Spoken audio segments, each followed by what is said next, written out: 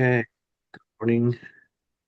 Welcome to another reading of the book Universe is Calling by uh, Eric Butterworth. And I reading the book. This is where it was still open, so we'll just I'll look what it says on the other page. Okay, yeah, we talked about bring out one's trouble, I believe. Yeah, for there is no unmercy in God. God cannot have mercy. Okay, so I will read starting on this page. So don't use your prayer time to ask God a lot of irrelevant questions. The Father knows, and it is His good pleasure to give you the kingdom. Your need is to let go and open yourself to the divine flow. You need not outline problems, for the danger is that in outlining them you deify them and then say amen to them. The true impact of your prayer is the stamp. This is the truth that you put on them.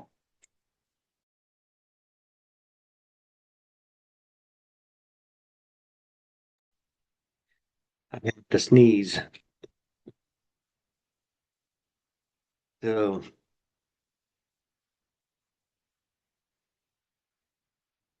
we should never voice any prayer on which we are not willing to put the stamp of Amen. So you see, Amen is much more than a word. It is a peculiar force of consciousness. Anytime you accept something as true, you are saying Amen to it. And you can be sure that if there is some difficulty in your life, in some way, at some time, you have said Amen to it. Perhaps not in so many words, but in the state of consciousness that the words imply. It is a fundamental truth that you will never experience anything in the world of your body and affairs that you have not previously accepted in one form or another into your mind and heart. This is what I call the law of acceptance, and this is the implication of the great Amen. We talk a lot about consciousness, but consciousness is your own. There is a great freedom of choice involved. Your reaction to a person depends completely on what you are identifying with, which also says much about you. A person may be good and kind and lovable, but have a habit that is annoying to you. So you say amen to that, and it is possible to let it become that person's whole character in your feeling about the person. You may say, she is just that kind of person. This is what prejudice is all about. She is not that kind of person. She or he is a person who may actually be loving and faithful and courageous and truthful, but who happens to have a little idiosyncrasy or minor weakness. Who's perfect? Oh, welcome, Laura May.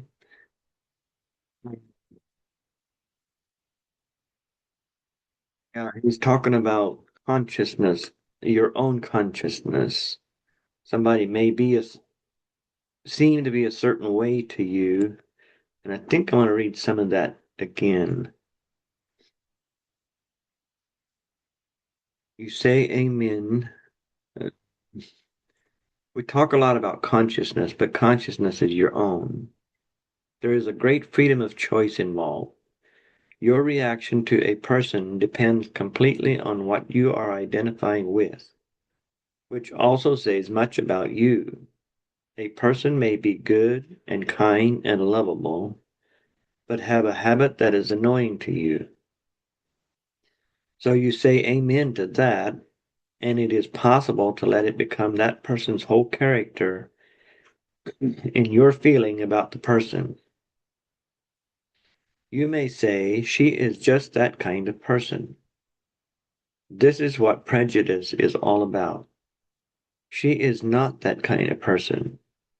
She or he is a person who may actually be loving and faithful and courageous and truthful, but who happens to have a little idiosyncrasy or minor weakness. Who's perfect? So the I've I've learned that the world is a mirror to us, and so people can seem to be a certain way to us, and they may be a complete in another person may see them in a complete different way than you see them. So the consciousness is in yourself, not in the other person. We probably all have these little idiosyncrasies that people uh, little prejudiced about. As far as, do you have anything you want to share on that? Yeah, seems like this word is so powerful that basically is trying to say use it very wisely. That's what I got whole message because don't attach to it and be careful using the main word. That's what he's trying to say. That's what I understand. Yeah,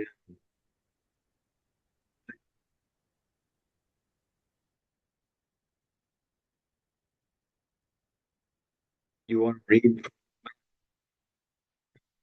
Okay. Say amen to the good of person's nature, and suddenly the whole relationship will begin to change for the good. Of course, the real change is in you, not necessarily in him or her. Pray for her, bless him, behold the Christ in them. Now you are saying amen to the good in that person. Bless the person every time he or she walks into your space. And the thing that annoys you very probably stop. However, if you have a prejudiced view of the person wherever you are together, your consciousness will almost insist that the annoying thing that will distress you so much must happen. You may even be disturbed if it doesn't. You may be thinking, okay, this person is acting nice now, but there is something fishy. They are angelic for something. They are angling for something. The question is, what are you saying? Amen to. When you catch the evening news, there is a panoply of negation. A lot of potential good or evil looking for a place to land. Are you going to accept it? The news of the day, the behavior of people around you, the changes in the economy that affect you, and the vibrations in your home are much like the animals feel filing before Adam and Eve to be named. You may say of something in the news that's terrible, simply awful. Those beasts, or you can say, bless it. Divine order is established. Only good can come into my life. Which shall it be? You always have a choice. You can always say with the plus psalmist, I will lift up my eyes unto the hills, from whence cometh my help. And remember, the universe is calling you to release your imprisoned splendor, to let your light shine. This is not being an escapist or a Pollyanna. It is not being naive or deluding yourself. It is a matter of synchronizing yourself with the positive energy flowing within you. Let something good be said. Mm, You want to? You have something you want to share on that? Basically, it's basically he's saying use it for good things, like use it. very consciously, and for the wish to the wish people, or basically use very wisely this word where you want to achieve good from it. It's not like basically to use these things for positive side of the life. I think that's it's he's trying to say. Yeah. Yeah, we have a tendency to, if we see something terrible happen or whatever, and then we'll say that's terrible or simply awful. The beast, or, we have these negative things we say, but and he says we should we should bless it, divine, or you can say bless it, divine order is established. It is not being naive and deluding yourself. There was something back here.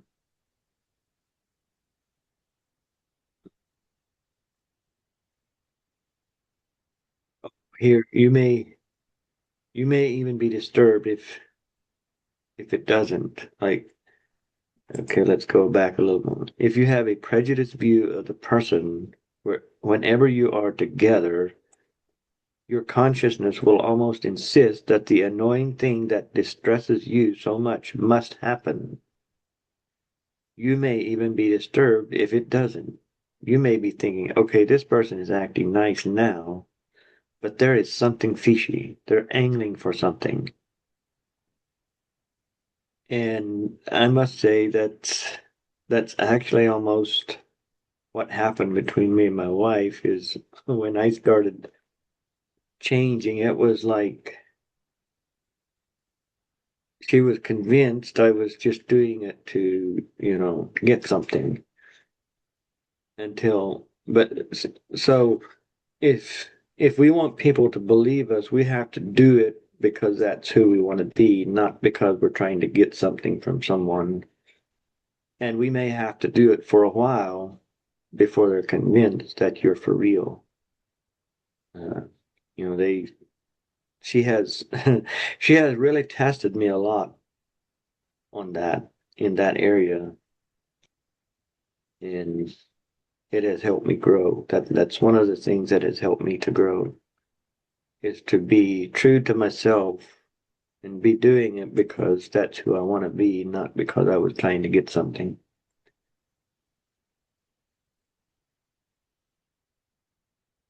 Okay, Okay.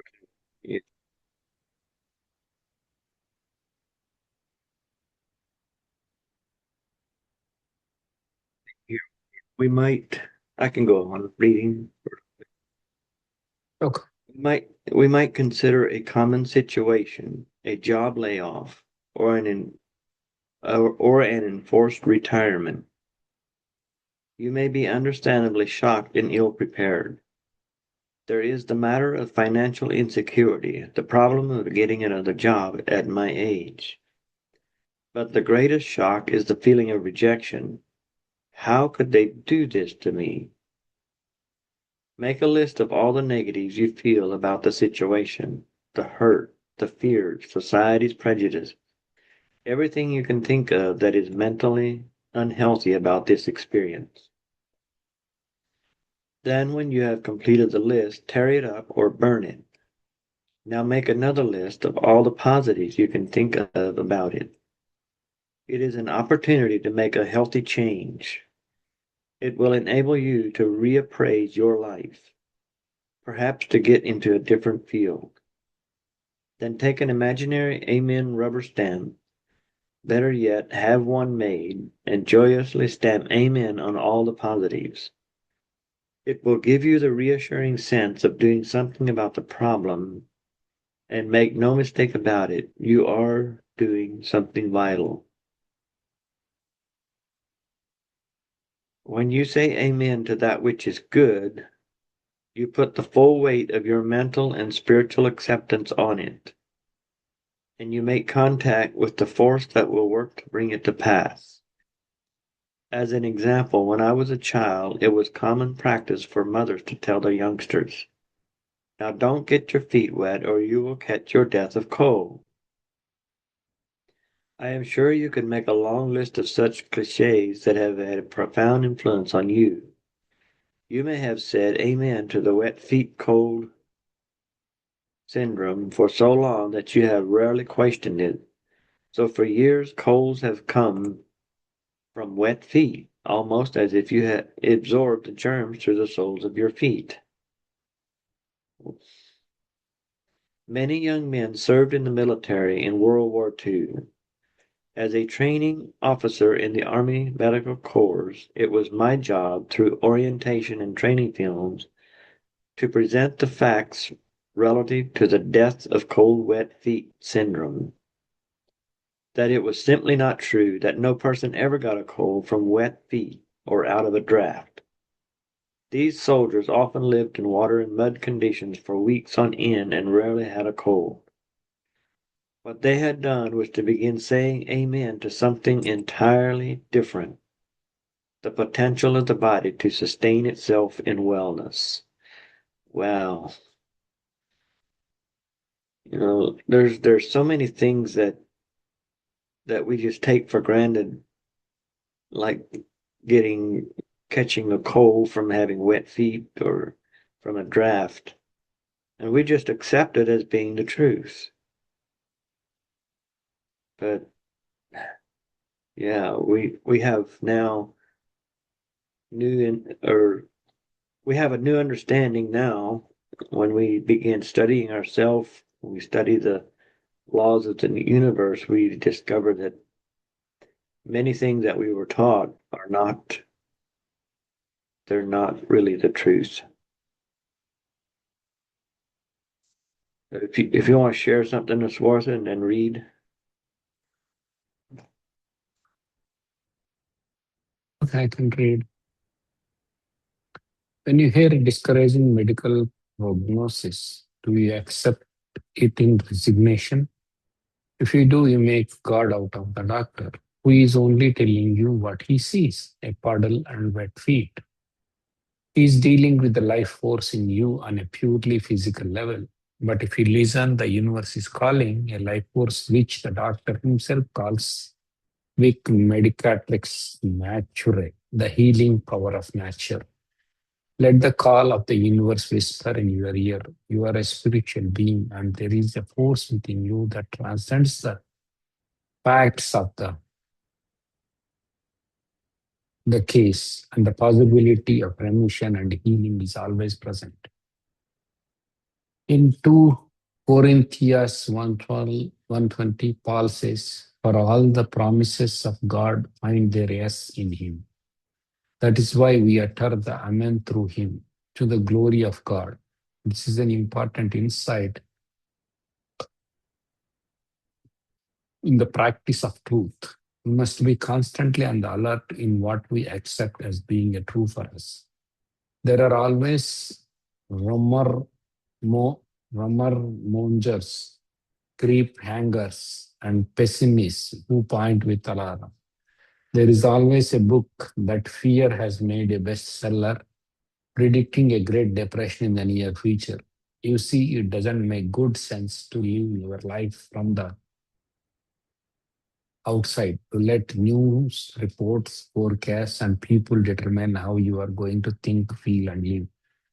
Unemployment is the tragic experience of many persons. If you should be laid off in an industry cutback or forced into an early retirement for which you are financially unprepared, remember you may be fired from a job, but there is no way that you can be fired from the universe.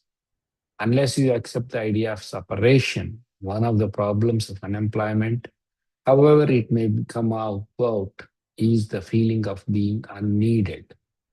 Put out to pasture, you must say no to this feeling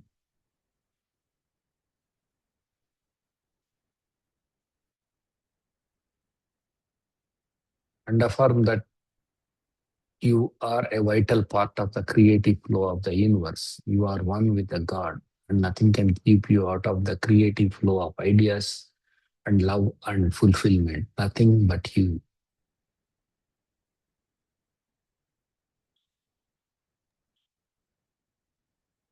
What did you get out of that? Or did you get anything out of that that you would want to I share with think me? it basically says that you are one with the divine flow. You are one with the universe. This don't underestimate you. Basically, you have the creative powers. Whatever happens at the physical level, be creative. Means like be out of the way because you think about what mind can do, not not the body. Basically, you have to transcend into the spirit or the basically with the powers of as thinking that you are son of a god and you have the universal powers and nature will support you. Basically, that's what he's trying to say. I think Yeah, you are and more than there's, a body. That's yeah, what he's saying. yes, we're more than a body. Mm. There's so many people that when they hear the word you've got cancer, it throws them into a state of mind that,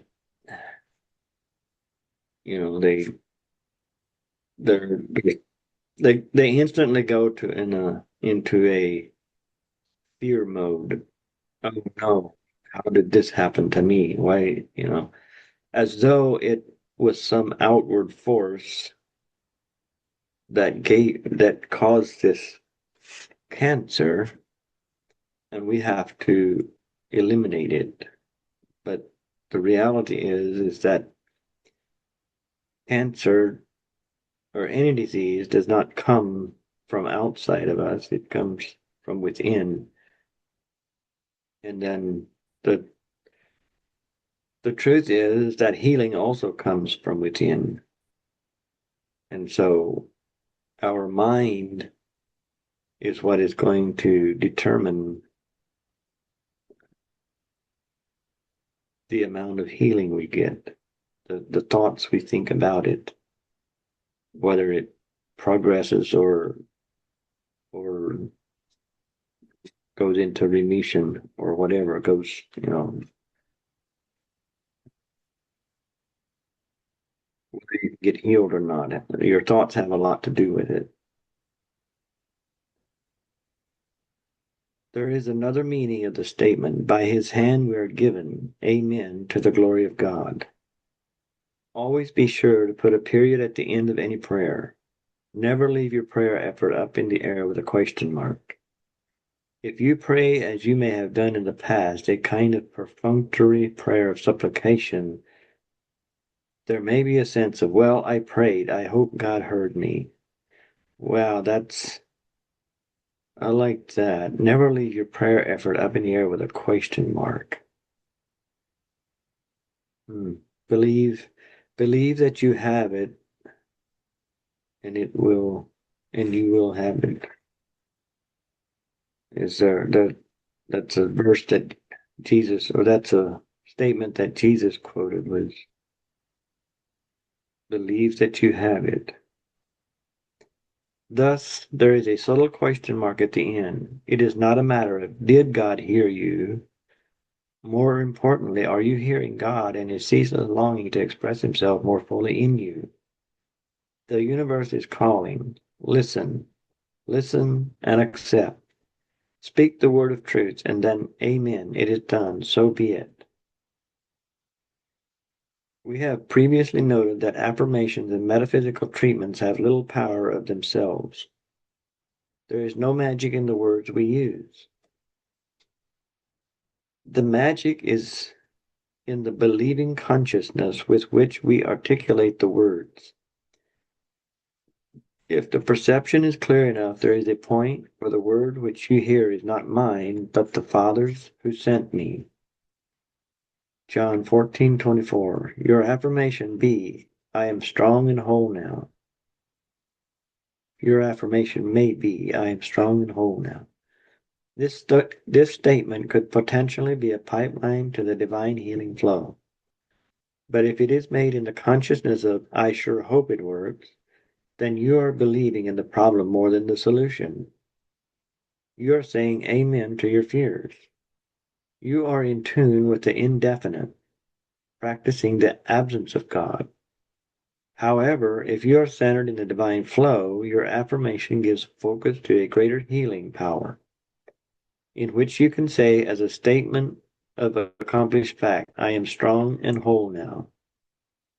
Say amen to your good. Put the stamp of acceptance on that which you want to see manifest.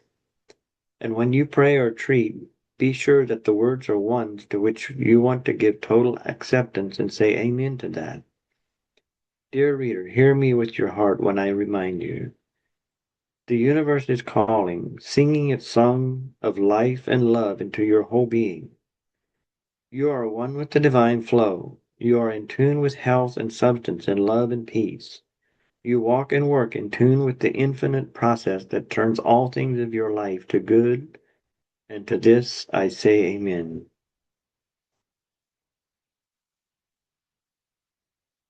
So, yes, just affirm what it is you want to be true and say amen to that.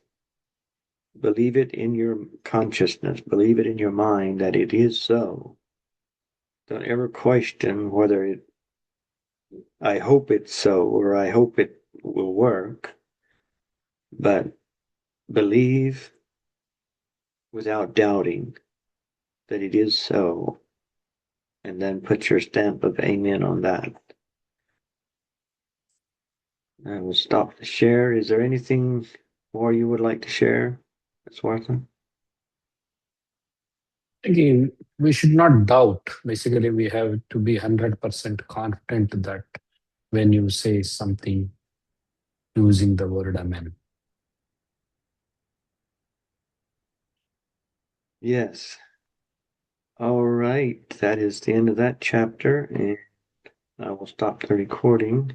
Thank you, Aswartha.